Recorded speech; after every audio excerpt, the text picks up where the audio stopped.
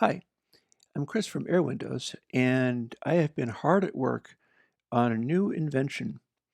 Now, it acts a little bit like an old invention, which would be described as a filter, but I will tell you what's different about it. This is a new invention that nobody else has, and I'm real happy with how it works. Firstly, let's demonstrate what it does on some horns. As you can see, I've got some examples of things up here. To start off with, this is the sound of a korg making a horn sound.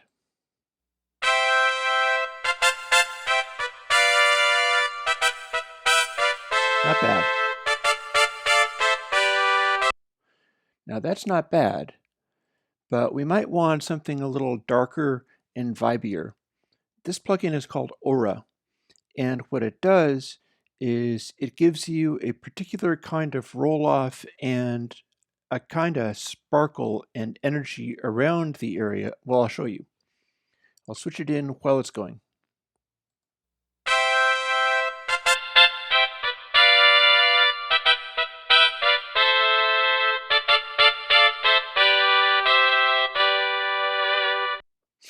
Now that's a lot more horn-like. It's got that sonority going on. In fact, we can bounce back and sort of cut in and out with it.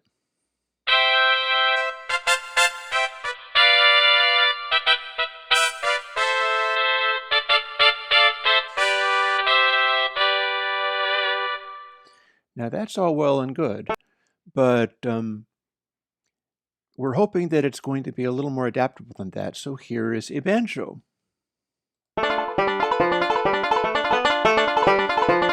Let's just kick it right in now.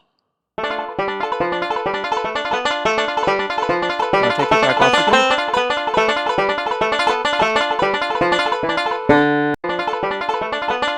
Now listen to the top end.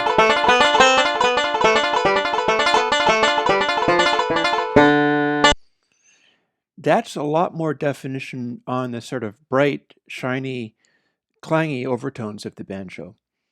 It really kind of jumps out a lot more. Like what we've got without it. Let me turn it on.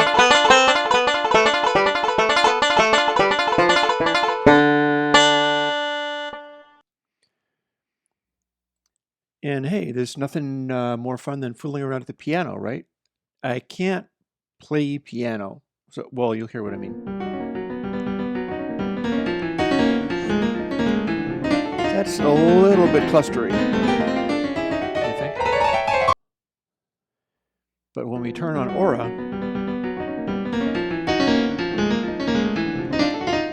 all of a sudden we have these overtones on the top. Without riff.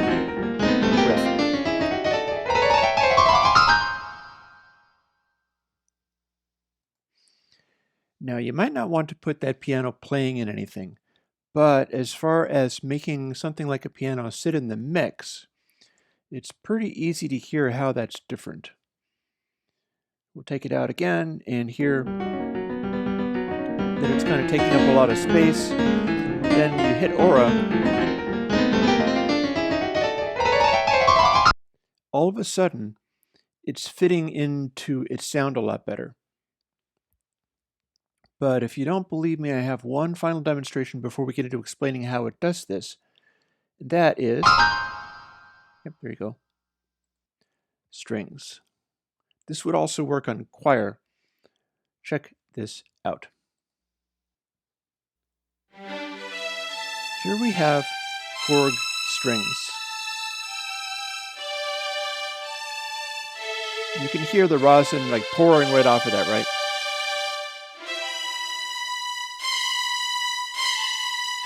It's leaning right in. Check this out.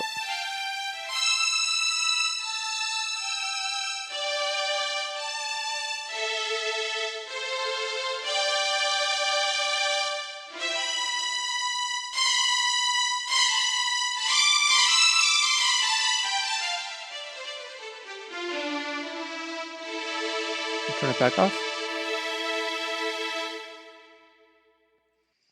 No, the instant I turned it back off, there was all this high frequency garbage that doesn't really belong in a string sound.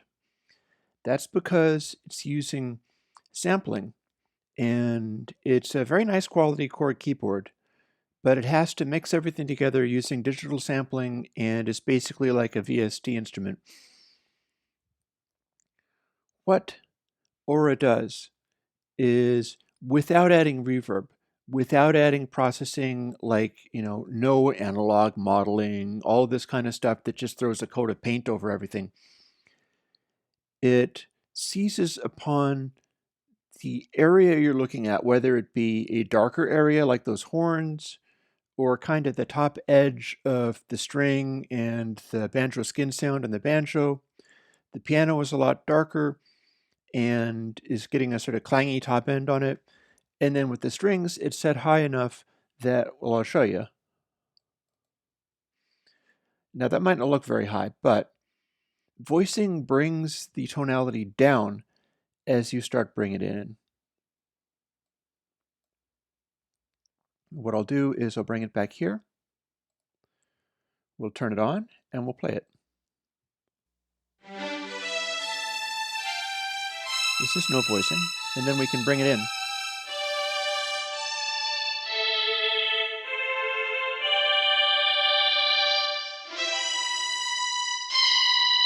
See, now it's darker.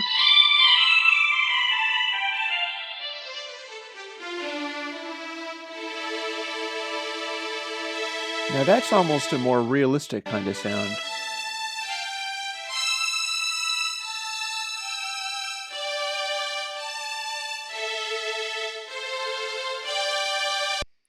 And I want to point out something. When it digs into that high note up there, that's really putting a lot of strain on the Korg. It's very difficult for a synthesizer to sound good when it's trying to do something like that with a string sound. And I'll show it to you, and then I'll show you what happens when I threw Aura on it. Right up here.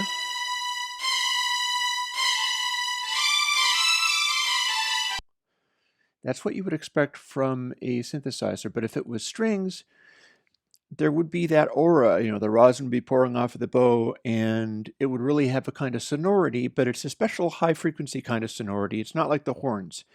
Instead, it just sort of reaches out and soars, and it's something like this.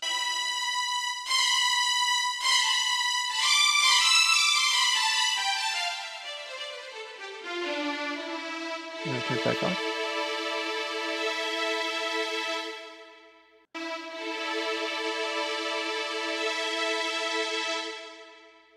And just me nudging it forward just a little bit so you can hear it.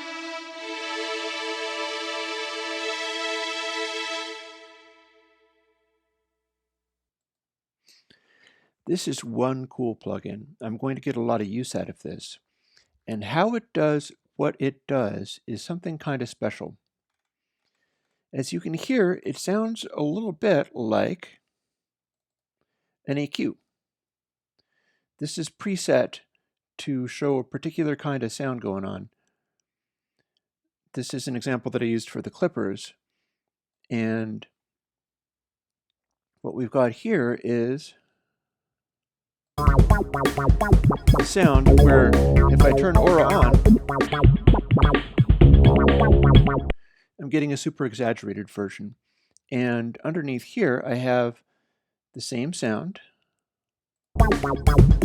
locked in exactly the same place. And then if I turn on the match EQ, you can hear that I'm getting a very similar sound. And what this tells you is that the processing is giving a sort of resonant peak that I can adjust, and then this funny little shape afterwards. But this is not an equalizer plugin per se designed to do this waveform, because if you could do that, you could just use Match EQ.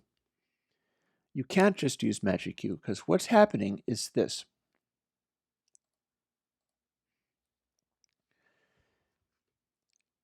Aura averages the rate of change of the rate of change of the waveform. So if the waveform is going straight, that's not a rate of change. Well, if the waveform is flat, it's going to be silent at the top or bottom of a square wave. That's not a rate of change. If it's going at an angle, that's a rate of change. You could average that. There's stuff I've got, like for instance, if you check out the Grooveware on 2Vinyl, that's doing a thing that has to do with averaging the rate of change. If you have a curve and it's going from flat to a curve, then that is taking the rate of change and increasing it steadily. And if you have something that's flat, but then abruptly it sort of jumps upwards or makes a sudden swerve or whatever, that is changing the rate of change of the rate of change rapidly. That might have gone right over your head. It was tricky getting this thing to work, I'll tell you that. The plugin, if you don't have it adjusted just right, it freaks out and does weird things. But, not good sounding weird things, it just sort of fries. But I fixed it so it doesn't do that anymore. And as a result, what you've got is a thing that acts like it's a kind of averaging style, which is a very warm and euphonic style of high frequency roll off. But it will allow very rapid movements between waveforms. Rather than just listen a little bit more closely when I show you what's happening with these things. I've got them both turned on now. And we'll go to the Magic Cue.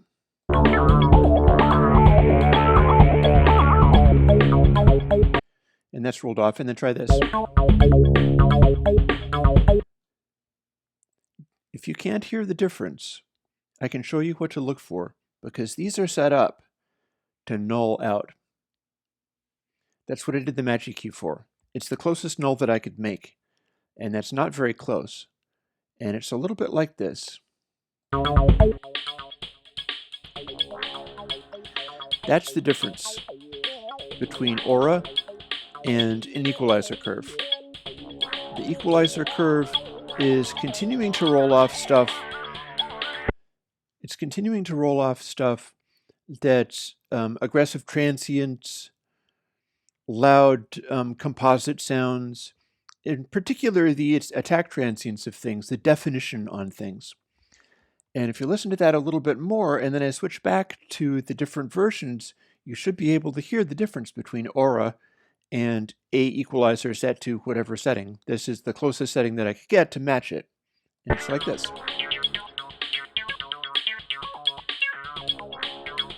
You hear those little twink, twink, twink, twink sounds?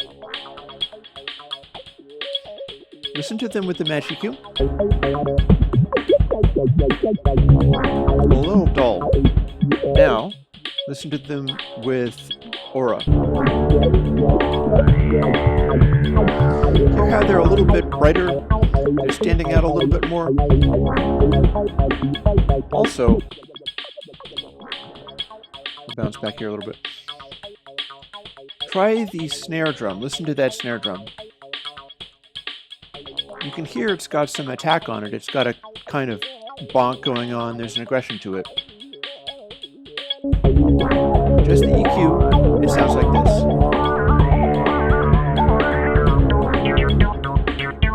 Here it's sort of boxy, it's rolled off. Now, aura.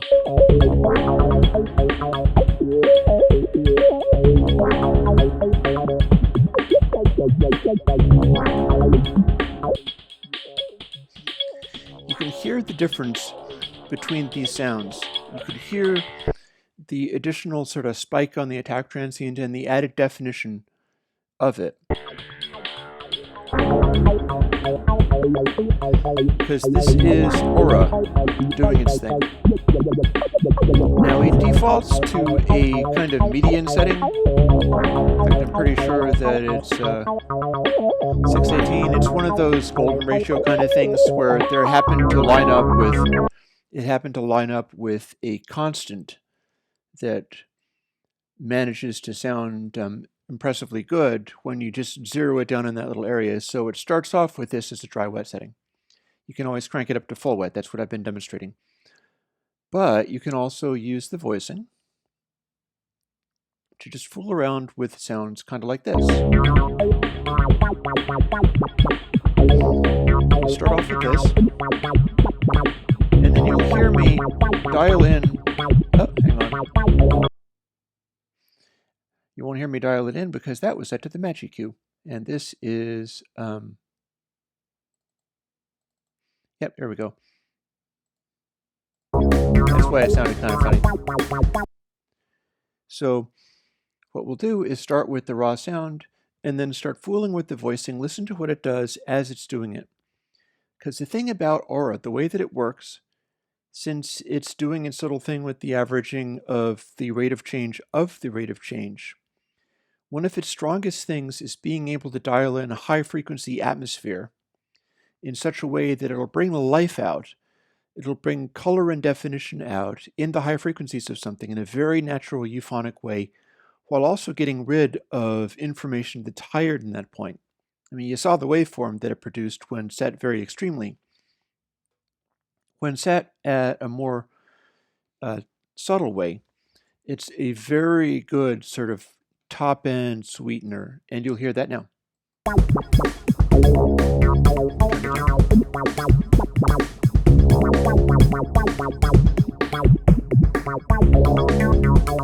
hear what that does?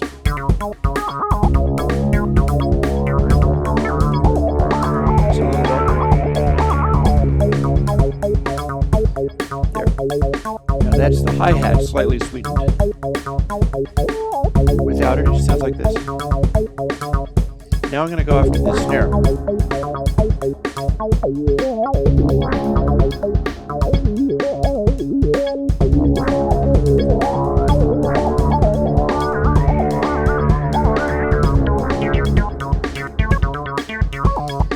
I like that pretty well as a sound. I wonder if I can find anything else, because the thing to remember about this is since the resonant peak of Aura treated as a resonant type filter by virtue of the way that it works. I mean, it's only able to work this way. This is what you get with it, is a certain degree of resonant peak of a particular flavor and quality. And since it is that, you can put it onto individual instruments and dial in a harmonic that you want up in the top, or avoid a harmonic that you don't want in order to get the exact sound that you'd like. And what I'm doing with this track in the background here is doing that on individual elements of a mix while ignoring the rest of the mix. For instance, this is on the snare.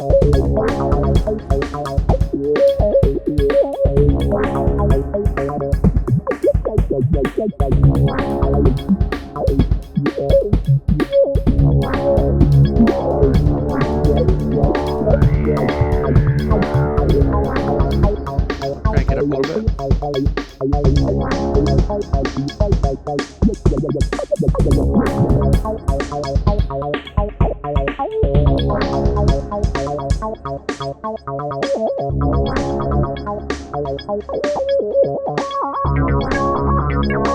I like that on the snare, so let's put it back to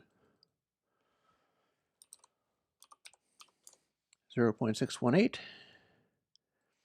and listen to how this is on the snare versus not having it there.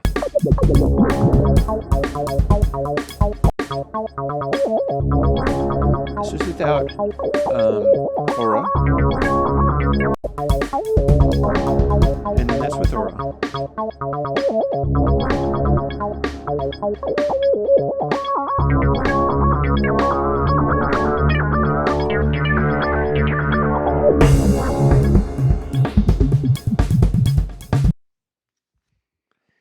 I think this is going to be all kinds of useful for people. And bear in mind that by the nature of how this works, since this is this odd little algorithm, it's not running some kind of big FFT-based, linear phase equalizer thing, which is going to make everything sound really dead.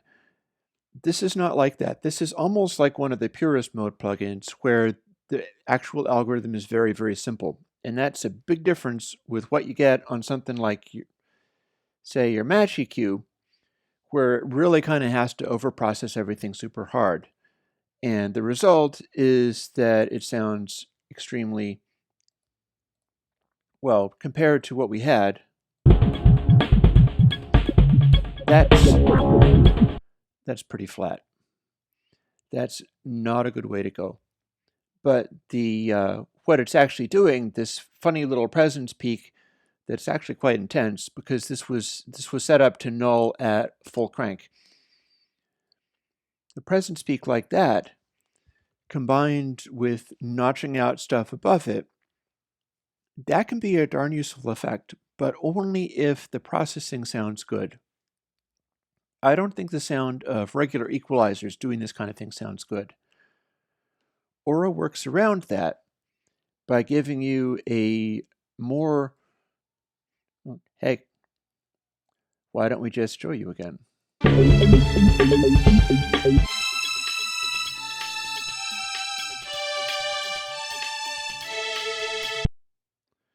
And oddly enough, we're still here. Oh, it's because I've just, you were hearing the notch. You were hearing the blanked out section of things.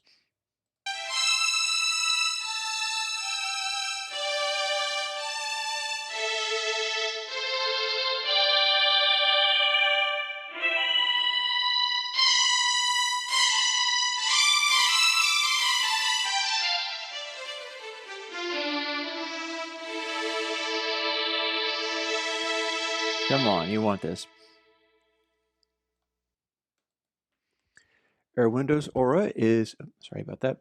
airwindows Aura is an audio unit plugin for Macintoshes, and it is $50. I will be maintaining it for the lifetime of, well, me, basically, because I'm here to maintain it. It's sold as a buy it once and then you get all feature updates forever. And it does what I just showed you. I think that's going to come in all kinds of handy. And well, you heard it. I hope you like it. Thanks.